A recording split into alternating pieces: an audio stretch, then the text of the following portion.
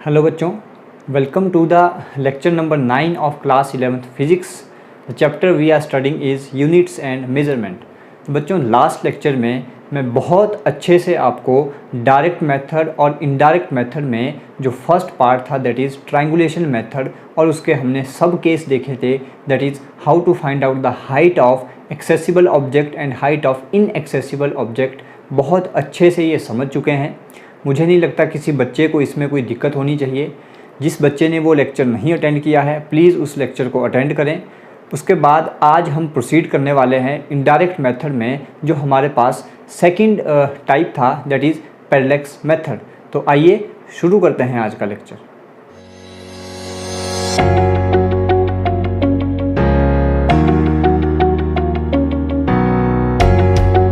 तो बच्चों, आज सेकंड मेथड इनडायरेक्ट मेथड के अंडर जो आता है उसे डिस्कस करते हैं दैट इज़ पैरेलैक्स मेथड। ये पैरेलैक्स मेथड क्या होता है, अच्छे से इसे समझिएगा। थोड़ा सा पैरेलैक्स मेथड को समझते टाइम आपको थोड़ा सा इमेजिनेशन का यूज़ करना पड़ेगा, क्योंकि चलिए अभी देखते हैं इसमें क्या है। आई होप आपको समझ आ जाएगा। कोशिश करूँगा एक बेटर वे में इसे समझाने की। सबसे पहले पैरेलैक्स मेथड है क्या, हम इसे कहाँ यूज़ करते हैं। Parallax method is a method which is use to measure large distances that is distances of planets and stars from earth. Earth से किसी प्लैनेट की या किसी स्टार की डिस्टेंस मेज़र करने के लिए हम जो मेथड यूज़ करते हैं that method is parallax method. वो स्टार या वो प्लैनेट बहुत दूर भी नहीं होना चाहिए। This is the only criteria that is they may range up to a medium range. Medium range तक की जो डिस्टेंसेस हैं अर्थ से, उन स्टार या प्लैनेट की हम जो है अर्थ से डिस्टेंस इस मेथड से मेज़र कर सकते हैं। तो अगर मैं सिंपल लाइन में लिखना चाहूँ पैरेलैक्स मेथड क्या है, तो parallax method is used to measure distances of planets and stars from earth। अच्छा, इस पैरेलैक्स मेथड से क्वेश्चन क्या पूछा जा सकता है उस क्वेश्चन को भी नोट डाउन करें। अगर कभी एग्ज़ाम में आता है तो जो क्वेश्चन मैं यहाँ पे लिखूँगा एज़ इट इज़ आपसे पूछा जाएगा। डिपेंड करता है कितने मार्क्स के लिए आता है, उसी हिसाब से हमें उसमें मटेरियल लिखना होता है। तो क्वेश्चन कुछ इस हिसाब से पूछा जाएगा that question is what do you mean bye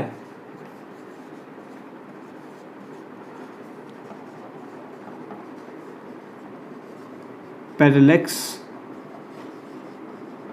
and parallactic angle।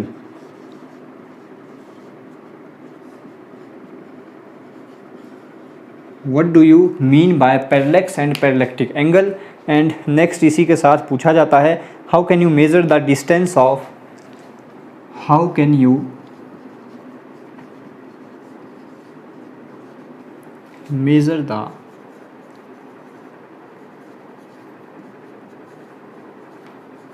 distance of nearby star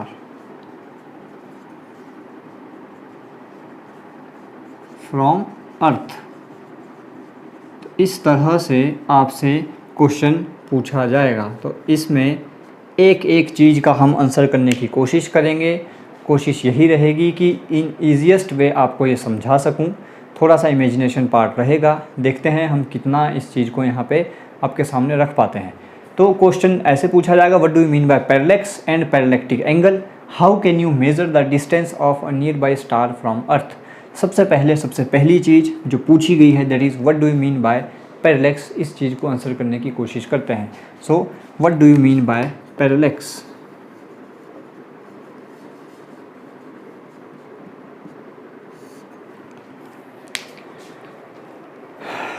इस चीज़ को समझने के लिए पहले एग्जाम्पल फिर इसकी डेफिनेशन पे भी आते हैं कि किस तरह से हम पैरेलैक्स को डिफ़ाइन करेंगे। If I hold a pen in front of my eyes, मैं एक पेन अपनी आइज़ के सामने होल्ड करता हूँ और आपको बोलता हूँ या मैं अपनी राइट आई क्लोज़ करके इस पेन को ऑब्ज़र्व करता हूँ, फिर लेफ़्ट आई को क्लोज़ करके इस पेन को ऑब्ज़र्व करता हूँ। आप भी अपने सामने करके देखें। एक पेन को अपने सामने रखें, राइट आई को क्लोज़ करके पेन को देखें, उसी के साथ फिर लेफ़्ट आई को क्लोज़ करके इस पेन को देखें। आपको क्या लगेगा कि इस पेन की पोजीशन चेंज हो रही है, यही आपको ऑब्ज़र्व होगा। अभी सामने आप करके देखें। So this relative shift in the position of this pen with respect to background is called parallax. Parallax क्या है, आसान शब्दों में समझें। एग्ज़ाम्पल क्या था, हमने एक पेन को अपनी आइज़ के सामने होल्ड किया। हमने एक पेन को अपनी आइज़ के सामने होल्ड किया। जब मैंने लेफ़्ट आई क्लोज़ की, राइट आई से इस पेन को देखा, उसके बाद मैंने लेफ़्ट आई को क्लोज़ करके राइट आई से पेन को देखा। यानी अल्टरनेट देखना है, पहले आप लेफ़्ट आई क्लोज़ करें, राइट आई से देखें, फिर राइट आई को क्लोज़ करें, लेफ़्ट आई से देखें। आपको क्या लगेगा, इस पेन की पोजीशन चेंज हो रही है। आपको एक बारी यहाँ दिखेगा, एक बारी हल्का सा कुछ यहाँ दिखेगा। So this relative shift in the position of this pen with respect to background is called parallax. इसी को हम बोलते हैं पैरेलैक्स। और एग्जांपल से समझें, जो चीज़ हमारे जितनी पास होगी, बिल्कुल ध्यान दीजिएगा मेरी वर्डिंग पे जो मैं यहाँ पे बोल रहा हूँ, फिर हम अपने हिसाब से आप लिख लेना, या कोशिश करूँगा जितना मैं यहाँ पे आपको लिखवा सकूँ। जो चीज़ हमारे जितने ज़्यादा पास होगी, मैं क्या बोल रहा हूँ, जो चीज़ हमारी आइज़ के जितनी ज़्यादा पास होगी, अगर मैं अपनी पोजीशन चेंज करता हूँ तो मुझे क्या लगेगा कि उस ऑब्जेक्ट की पोजीशन चेंज हो रही है। फॉर एग्ज़ाम्पल, अभी मेरे सामने ये पेन है, अगर मैं इसे राइट साइड से देखता हूँ तो मुझे ये पेन कहीं लेफ़्ट में दिखाई देगा, कुछ ऐसे है लेफ़्ट में दिखाई देगा। अगर अब मैं अपनी पोजीशन चेंज करके यहाँ चले जाता हूँ तो अब ये पेन मुझे अपने राइट में दिखाई देगा। तो हुआ क्या, इस पेन की पोजीशन रियल में तो नहीं बदली है, ये पेन तो वहीं था जहाँ हमने होल्ड किया है। मैंने अपनी पोजीशन चेंज की। मेरी पोजीशन चेंज होने पे मुझे क्या ऑब्ज़र्व हुआ, मुझे क्या महसूस हुआ कि इस पेन की पोजीशन चेंज हो रही है। पहले ये लेफ़्ट में था, फिर ये राइट में चला गया। तो जो चीज़ हमारे जितने ज़्यादा पास होती है, वो चीज़ हमें अपनी पोजीशन चेंज करने पे क्या लगता है कि उस चीज़ की पोजीशन चेंज हो रही है। So this relative shift in the position of that object is called parallax. इसी को हम यूज़ करते हैं to measure the distances of planet and stars. इसका हम बिल्कुल अपोजिट लेके चलते हैं। हमने क्या ऑब्ज़र्व किया, जो चीज़ जितने ज़्यादा पास होगी, अगर मैं अपनी पोजीशन चेंज करता हूँ तो उसकी पोजीशन चेंज हो जाती है। हम इसके अपोजिट क्या यूज़ करते हैं, जो चीज़ जितनी ज़्यादा दूर होगी, जो चीज़ हमसे जितनी ज़्यादा दूर होगी, हमारे लिए उस चीज़ की पोजीशन हमेशा फ़िक्स रहती है। आप चाहे अपनी पोजीशन चेंज भी कर लें। फॉर एग्ज़ाम्पल, हम ट्रेन में ट्रैवल कर रहे हैं, कहीं दूर हमें एक पहाड़ी दिखाई देती है, हम ऐसे ट्रैवल कर रहे हैं और हमारे राइट में कोई पहाड़ी है, तो हम क्या देखते हैं, मैं ट्रेन में जितनी मर्जी आगे तक चला जाऊं, वो पहाड़ी हमेशा हमारे राइट साइड में रहती है। वो पहाड़ी क्यों हमेशा राइट में ही रही, उसकी पोजीशन क्यों चेंज नहीं हुई? रीज़न बीइंग, वो पहाड़ी हमसे बहुत दूर थी। Similar example and best example, sun हमेशा ईस्ट से राइज़ होता है। मैं चाहे हिमाचल में बैठ के ऑब्ज़र्व करूं, मैं चाहे दिल्ली चला जाऊं, मैं बॉम्बे चला जाऊं, मैं यूएसए चला जाऊं, मैं कनाडा चला जाऊं, क्या सन के राइज़ होने की जो पोजीशन है वो चेंज होती है? चाहे यूएसए से देखूं, चाहे किसी भी पार्ट से मैं वर्ल्ड के देखूं, सन हमेशा ईस्ट से ही राइज़ होगा। रीज़न क्या है? The distance from sun to earth is very very very large. हमारे लिए सन की पोजीशन उस टाइम पे क्या रहती है, हमेशा फिक्स रहती है। तो आप चाहे किसी भी पार्ट से ऑब्ज़र्व करें, सन हमेशा ईस्ट से ही राइज़ होता है। So this is, I hope आपको पैरेलैक्स समझ आया होगा। पैरेलैक्स क्या था, हम पैरेलैक्स का अपोजिट चीज़ यहाँ पे यूज़ करते हैं, तो उसके लिए पैरेलैक्स समझना इंपॉर्टेंट था। पैरेलैक्स क्या है? जो चीज़ हमारे जितनी ज़्यादा पास होगी, अगर मैं अपनी पोजीशन चेंज करता हूँ तो हमें क्या लगेगा कि उस ऑब्जेक्ट की पोजीशन चेंज हो रही है। अभी ये ऑब्जेक्ट मैंने यहाँ रखा है, ये मेरे लेफ़्ट में है। अब अगर मैं घूम के यहाँ चला जाता हूँ, उस ऑब्जेक्ट को वहीं रखता हूँ, तो मुझे क्या लगेगा, ये ऑब्जेक्ट राइट में आ गया। This relative shift in the object is called parallax. तो बेस्ट एग्जांपल पेन वाला आपके सामने है, तो इस एग्जांपल को आप लिख लेना, आपको हमेशा ध्यान रहेगा पैरेलैक्स क्या है। If I hold if I hold, और ऐसे लिखना if we hold a pen in front of our eyes, if we hold a pen in front of our eyes, now look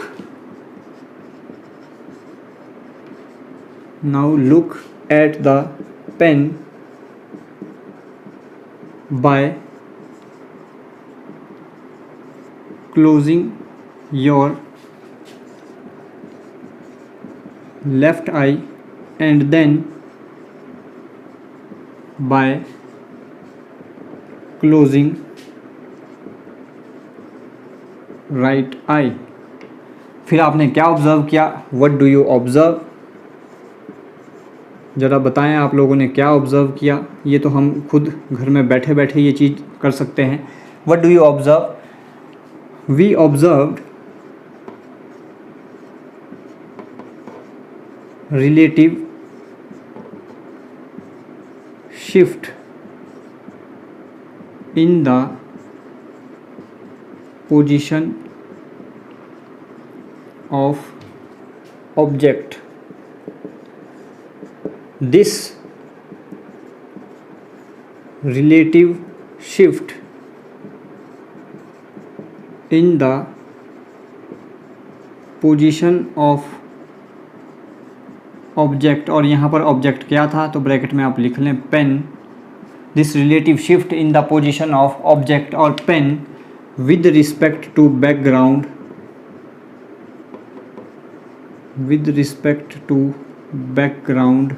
is called parallax। इसे ही हम बोलते हैं parallax. तो I hope आपको parallax समझ आ गया होगा। मैंने पेन को राइट आई क्लोज़ करके देखा, फिर लेफ़्ट आई क्लोज़ करके देखा, मुझे क्या लगा, इस पेन की पोजीशन चेंज हो रही है। This relative shift in the position of object is called parallax. इसी को हम पैरेलैक्स बोलते हैं।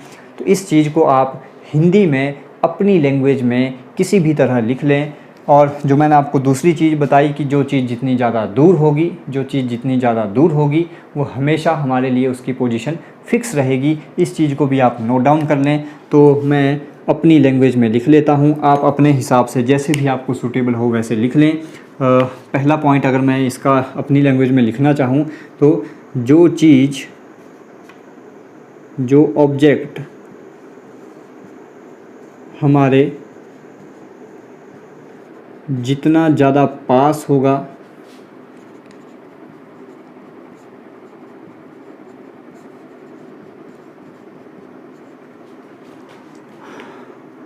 अगर हम अपनी पोजीशन चेंज करते हैं, अगर हम अपनी पोजीशन चेंज करते हैं तो हमें लगेगा ऐसा होता नहीं है, हमें लगेगा कि उस ऑब्जेक्ट की पोजीशन चेंज हो रही है।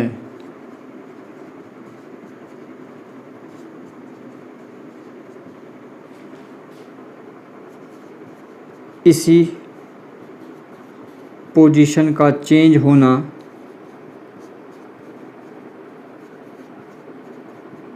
जो हमें लगेगा कि पोजीशन चेंज हो रही है, इसी पोजीशन का चेंज होना पैरेलैक्स कहलाता है। तो जिस बच्चे को इंग्लिश में थोड़ी दिक्कत आ रही थी, समझ नहीं आया होगा, आई होप उसे इस पॉइंट से बिल्कुल क्लियर होगा। इसीलिए हिंदी का सहारा भी कभी कभी ले लेना चाहिए। कई चीज़ों को हम इंग्लिश में उतने अच्छे से एक्सप्लेन नहीं कर पाते, तो अपनी समझ के लिए हम अपनी मातृभाषा का यूज़ कभी कभी कर लेते हैं तो बेस्ट रहता है। सेकंड पॉइंट मैंने आपको क्या बताया, जो ऑब्जेक्ट हमसे जितनी ज़्यादा दूर होगा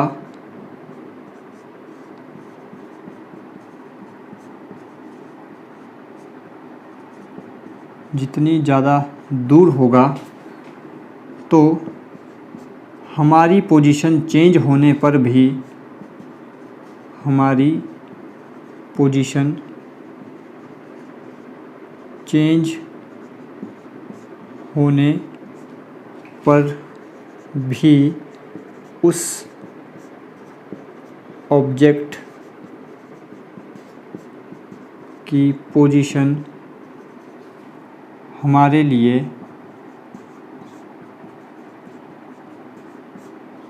हमेशा फिक्स रहती है। इसी चीज़ का हम यूज़ करने वाले हैं। इसी में आप एग्ज़ाम्पल लिख सकते हैं। फॉर एग्ज़ाम्पल सनराइज़, अपनी लैंग्वेज में लिख लेना बेटो। सनराइज़ आगे लिख लेना। सनराइज़ को मैं शिमला बैठ के ऑब्ज़र्व करूं, दिल्ली में बैठ के ऑब्ज़र्व करूं, बॉम्बे चला जाऊं, यूएसए चला जाऊं, सनराइज़ हमेशा ईस्ट से होगा। रीज़न, सन से, अर्थ से सन की डिस्टेंस बहुत लार्ज है, तो हमारे लिए सन की पोजीशन हमेशा क्या रहेगी? फिक्स रहेगी। एक और एग्ज़ाम्पल आप लिख सकते हैं।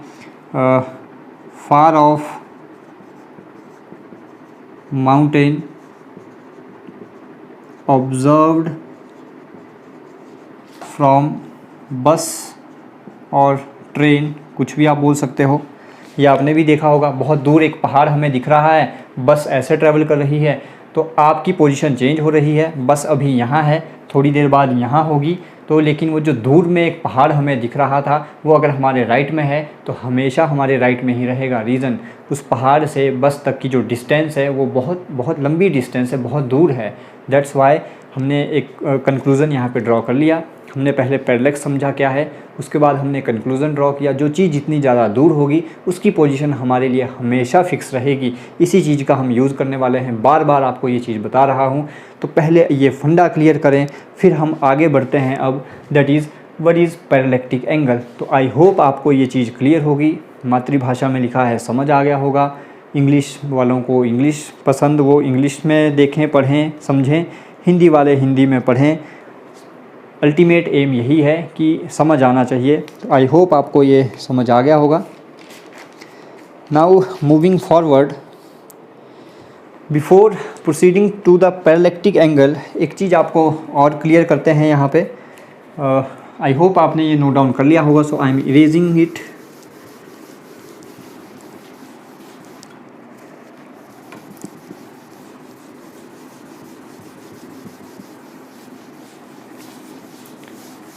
और बच्चों फीडबैक ज़रूर दीजिएगा, क्योंकि थोड़ा सा ये इमेजिनेशन वाला पार्ट है। कितना आप लोगों को समझ आया है ज़रूर बताइएगा, नहीं तो फिर कोशिश करेंगे किसी और तरीके से इसको समझाने की। एक चीज़ और देखते हैं। ये हमारे पास पेन था, ये हमारे पास पेन था यहाँ पर। ये दो आईज़ हैं हमारी। यहाँ से हम इस पेन को ऑब्ज़र्व कर रहे हैं। This is left I, this is right I. So this distance between left eye and right eye is called basic, denoted by small b. This is called basic. So हमने क्या बोला? basic क्या है? Distance between point of observation, distance between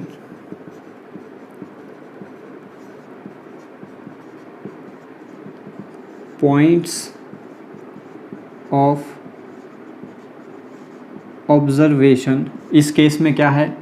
In this case left eye and right eye। तो इस case में observation point क्या क्या है? एक बार हमने लेफ्ट आई से देखा, एक बार राइट आई से देखा, तो इन दोनों के बीच की जो डिस्टेंस है that is called basic. So distance between point of observation in this case left I and right I is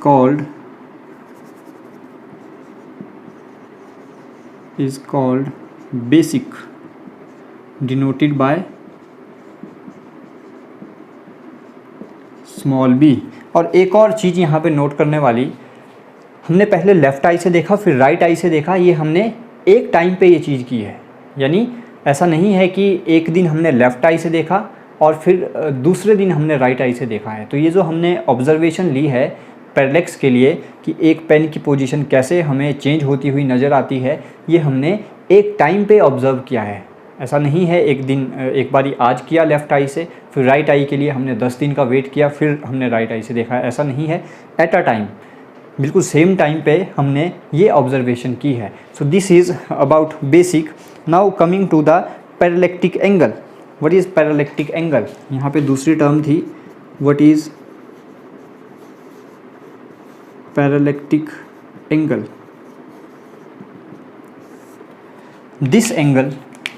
this angle theta is called parallactic angle. Parallactic angle क्या है? Angle subtended by the basic, इसे हम क्या बोलते हैं? Basic ने object के ऊपर जो एंगल सबटेंड किया, that is called parallactic angle. So angle subtended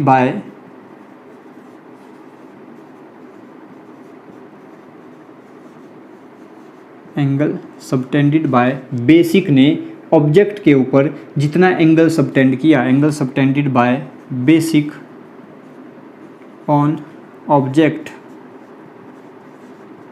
is called this parallactic angle.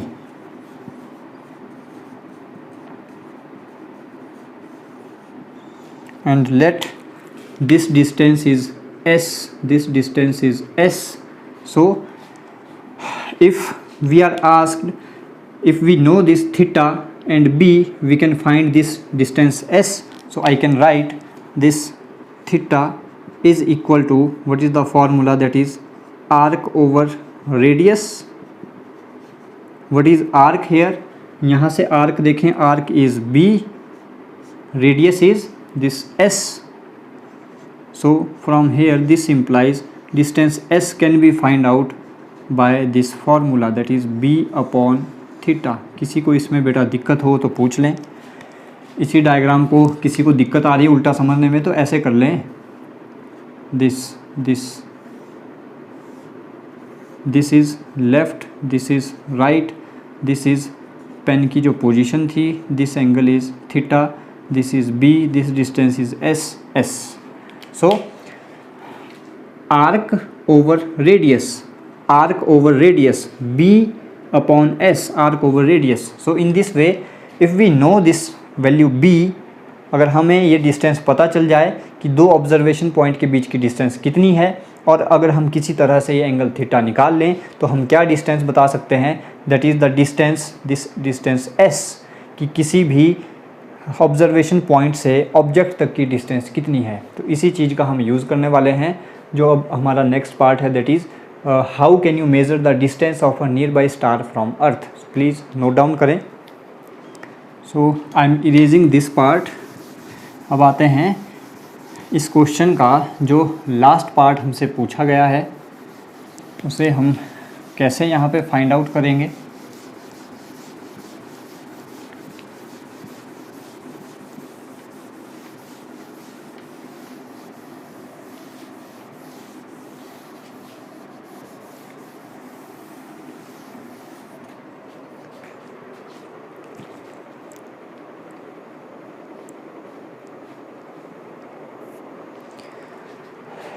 तो बच्चों एक चीज़ यहाँ पे अपने दिमाग में क्लियर कीजिएगा कि मान लो हम किसी नियर बाई स्टार की डिस्टेंस अर्थ से मेज़र करना चाहते हैं, तो इसके लिए देखिए पहला फंडा क्या लगता है।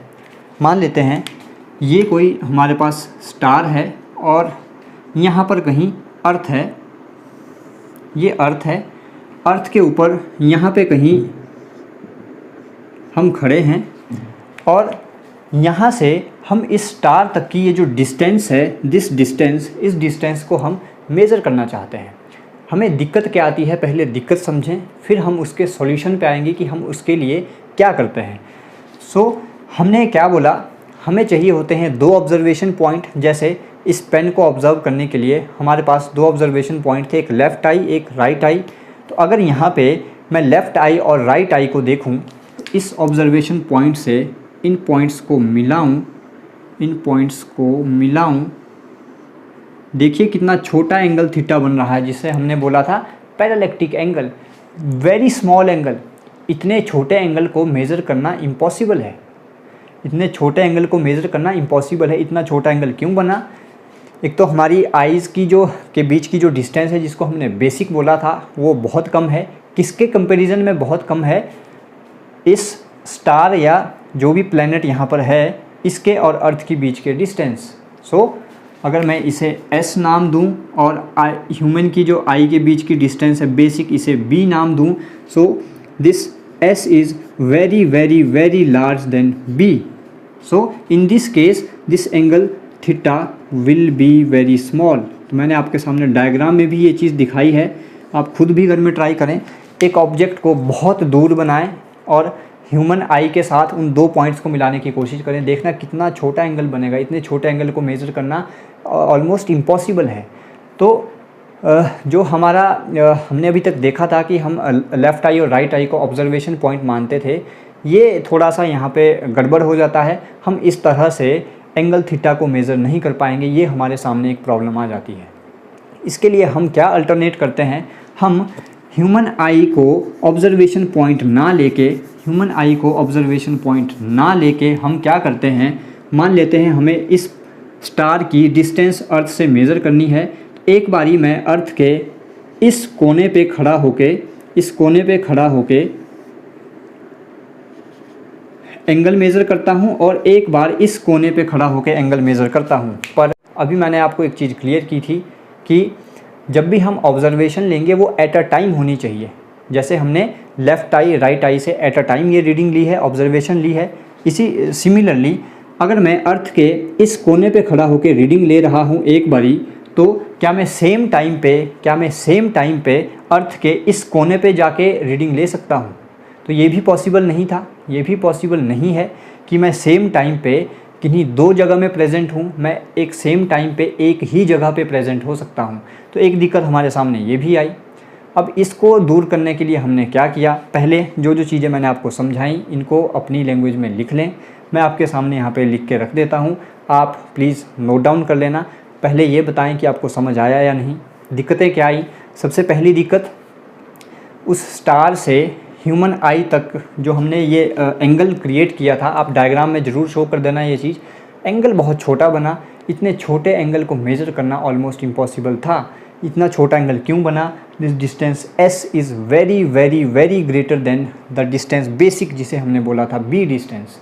सो जो एंगल बनेगा वो बहुत छोटा एंगल बनेगा। इतने छोटे एंगल को मेज़र कर पाना ऑलमोस्ट इम्पॉसिबल था। दूसरा, हमने क्या किया? कोई दो पॉइंट अर्थ के ऊपर चूज़ किए, उन दो पॉइंट से रीडिंग लेने की कोशिश की, लेकिन क्राइटेरिया ये था कि उन दो पॉइंट्स पे उस आदमी को एट अ टाइम प्रेजेंट होना चाहिए था उस एंगल की रीडिंग लेने के लिए। लेकिन आदमी एक टाइम पे एक ही जगह पे प्रेजेंट हो सकता है, तो यहाँ पर भी हमें दिक्कत आई। अब इसके लिए हम किस कंसेप्ट पे जाते हैं, उससे पहले जो चीज़ें मैंने बोली उनको मैं यहाँ पे नोट डाउन करके आपके सामने रख देता हूँ। आप प्लीज़ नोट डाउन कर लें, फिर प्रोसीड करते हैं नेक्स्ट हम किस तरह से फिर ऑब्जर्वेशन लेंगे। तो बच्चों, जो चीज़ें मैंने आपको समझाई वो आपके सामने यहाँ पे नोट डाउन है एज़ इट इज़। इसी लैंग्वेज में आप अपने पास नोट डाउन कर लें और साथ में मैं आपको समझा देता हूँ यहाँ पे मैंने क्या क्या लिखा है। The first thing we have written is that in case of astronomical object such as nearby star, angle theta subtended at eye will be extremely small. यही चीज़ मैंने आपको बताई थी, डायग्राम से भी यहाँ पे शो की थी। वो एंगल बहुत छोटा बनेगा, angle will be extremely small and can not be measured, उसे हम मेज़र नहीं कर सकते। टू ओवरकम दिस डिफ़िकल्टी, इस डिफ़िकल्टी को ओवरकम करने के लिए हम कोई दो पॉइंट चूज़ करते हैं अर्थ के सरफेस के ऊपर, E1 एंड E2। तो साथ में अगर मैं यहाँ पे दिखाता चलूँ, मान लेते हैं this is the star whose distance is to be measured and let this is the surface of earth. एक पॉइंट हमने कंसिडर कर लिया E1 एंड दूसरा पॉइंट हम कंसिडर कर लेते हैं E2। So to overcome this difficulty we choose two points E1 and E2 on surface of earth which are distant apart. इनके बीच की डिस्टेंस मान लेते हैं जिसे हमने बेसिक बोला था, late this distance is B, late this distance is B and let angle theta can be measured. This will be the angle theta.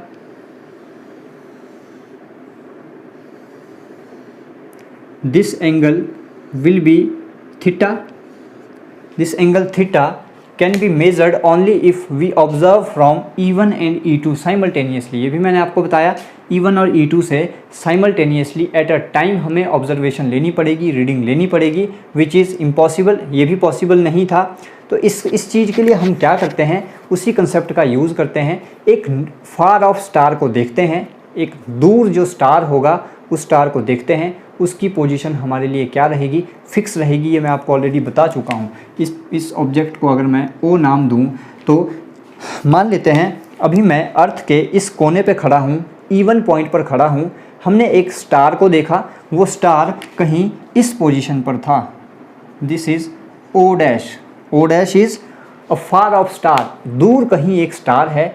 तो उस स्टार की पोजीशन मेरे लिए हमेशा फिक्स रहेगी, चाहे मैं अर्थ के इस कोने से उस कोने पे चला जाऊं, चाहे अर्थ के किसी भी कोने पे पहुंच जाता हूं, उस स्टार की पोजीशन जो अभी मेरे सामने है वही रहने वाली है, उसकी पोजीशन चेंज नहीं होने वाली।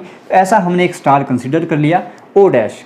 अब हम क्या करते हैं, इस E1 पॉइंट पर खड़े होकर सेक्सटेंट रखते हैं। मैंने आपको बताया था लास्ट लेक्चर में सेक्सटेंट के बारे में। इस E1 पॉइंट के ऊपर खड़े होकर सेक्सटेंट को एम करते हैं O डैश स्टार की तरफ। उस सेक्सटेंट में एक टेलीस्कोप लगा होता है, उस टेलीस्कोप को घुमाते हैं इस स्टार O की तरफ, जिसकी डिस्टेंस हमें मेज़र करनी है फ्रॉम अर्थ। तो हमने क्या किया, सेक्सटेंट को एम किया O डैश स्टार के ऊपर और टेलीस्कोप को घुमाया O की तरफ, और ये जो एंगल है, this angle, let this angle is θ1 को हमने मेज़र कर लिया सेक्सटेंट से, ये रीडिंग हमें मिल जाएगी। अब फिर हम 6 महीने के लिए सो गए, आराम से 6 महीने के लिए सो गए। 6 महीने बाद हम पहुँचे इस E2 पॉइंट पे। कैसे पहुँचे, अर्थ रिवॉल्व कर रही है, अर्थ रोटेट करती रहती है। तो 6 महीने जब मैं सो के उठा तो मैं अर्थ के किस पॉइंट पे पहुँचा था, that is on E2 point. तो इस E2 पॉइंट पे के लिए उस स्टार की पोजीशन क्या रहेगी जिसे हमने फार ऑफ स्टार बोला है।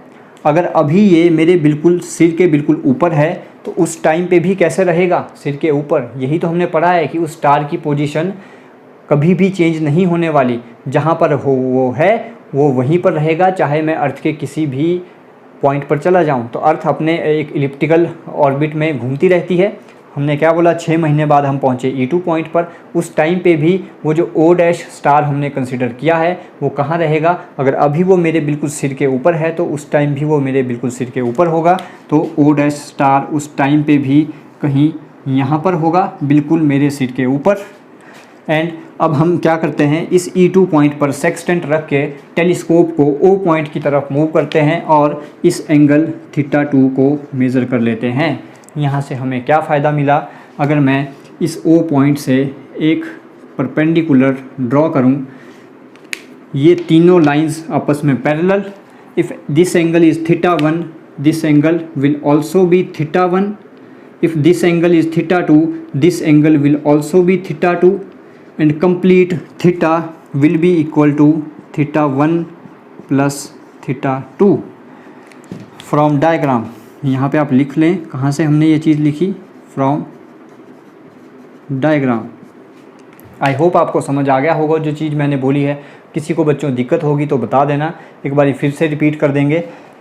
और आज का लेक्चर पैरेलैक्स मेथड में ही निकल जाएगा, ऑलमोस्ट 35 मिनट का हो चुका है, तो कोई दिक्कत नहीं है। अगर आपको ये पैरेलैक्स मेथड समझ आ जाता है तो इसका जो नेक्स्ट पार्ट बचेगा वो थोड़ा सा इजी पार्ट है। इसमें इमेजिनेशन पार्ट थोड़ा ज़्यादा था, उसको हम थोड़ा जल्दी में कर लेंगे।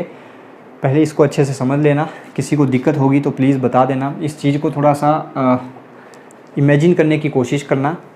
जिस स्टार की पोजीशन मेरे लिए अभी बिल्कुल मेरे सिर के ऊपर वो स्टार है, तो चाहे मैं अर्थ के किसी भी कोने में चला जाऊँ, चाहे 6 महीने बाद ऑब्ज़र्व करूँ, 1 साल के बाद ऑब्ज़र्व करूँ, उस स्टार की पोजीशन हमने क्या बोला था, फार ऑफ स्टार है, हमेशा फिक्स रहेगी, उसी पॉइंट पर वो रहेगा। तो मैं कहीं भी चला जाऊं वो हमेशा मेरे के सिर के ऊपर ही रहने वाला है। तो वही चीज़ है। अब ये मत समझना कि सर O डैश तो यहाँ था, यहाँ कैसे पहुँच गया। बच्चों ऐसे मत अज्यूम करना, ये अर्थ रोटेट कर रही है, कोई मैं नहीं गया हूँ। E1 पॉइंट पे हमने एक रीडिंग ली थी। तो अगर आप लार्जर स्केल में सोचें तो अभी मैं जहाँ पे हूँ इस पॉइंट पे खड़े होके मैं एक रीडिंग ले लेता हूँ जिसे हमने θ1 बोला। अब मैं 6 महीने के लिए इसी पॉइंट पर सो गया, 6 महीने के बाद उठा, तो क्या मेरी पोजीशन चेंज हुई है? मेरी पोजीशन तो चेंज नहीं हुई है, अर्थ रोटेट कर रही है। रोटेट होने के बाद हमने क्या देखा कि हम कहीं इस पॉइंट पर पहुंचे हुए हैं अर्थ के, तो उस टाइम पे भी जो स्टार है उसकी पोजीशन तो वही रहेगी, वो चेंज थोड़ी होने वाली है। तो कोशिश कीजिएगा थोड़ा इमेजिन करने की, कोई प्रॉब्लम आएगी तो प्लीज़ बता दीजिएगा, एक बार फिर से रिपीट कर देंगे। So this theta is equal to θ1 plus θ2 from diagram, और आप लिख सकते हैं θ1 क्या है, this angle O dash E1 and O is equal to θ1 and angle O dash E2 O is equal to θ2 and this implies, यहाँ से हम बोल सकते हैं this angle O E1 E2 will be equal to theta and theta is equal to θ1 plus θ2। So this distance B is known, हमें पता है 6 महीने के बाद अर्थ रोटेट करने के बाद कितनी डिस्टेंस चलती है, 6 महीने में अर्थ कितनी डिस्टेंस चलती है, that is equal to 2 AU, 2 astronomical units. This distance is known, 6 महीने के बाद अर्थ कितनी डिस्टेंस चलेगी, this distance is known, it is equal to 2 AU 2 astronomical units and theta हमने मेज़र कर लिया। Let this distance is S, the distance of star from earth. So ऊपर मैं इरेज करके जो थोड़ा सा पार्ट बचा उसे यहाँ पे लिख देता हूँ। So let S is distance of star from earth. So this angle theta, जिसे हम बोलते हैं parallactic angle, theta will be equal to arc over radius. What is arc? Arc is equal to B over radius is S, हमें find out करना था S. So S is equal to B upon theta, and what is the value of theta, that is B upon θ1 plus θ2। In this way we can measure the distance of any nearby star or any nearby planet from earth। तो बच्चों आज के लिए इतना ही रखते हैं parallax method ही, क्योंकि ये थोड़ा सा इमेजिनेशन पार्ट है। आप आराम से घर में ठंडे दिमाग से इस लेक्चर को देखना, समझने की कोशिश करना। आई होप आपको समझ आ जाएगा, इतना भी कोई मुश्किल काम नहीं है। तो अगर किसी को दिक्कत आएगी तो प्लीज़ पूछ लेना। तो आज का लेक्चर मैं यहीं पे कंक्लूड करता हूँ विद पैरेलैक्स मेथड।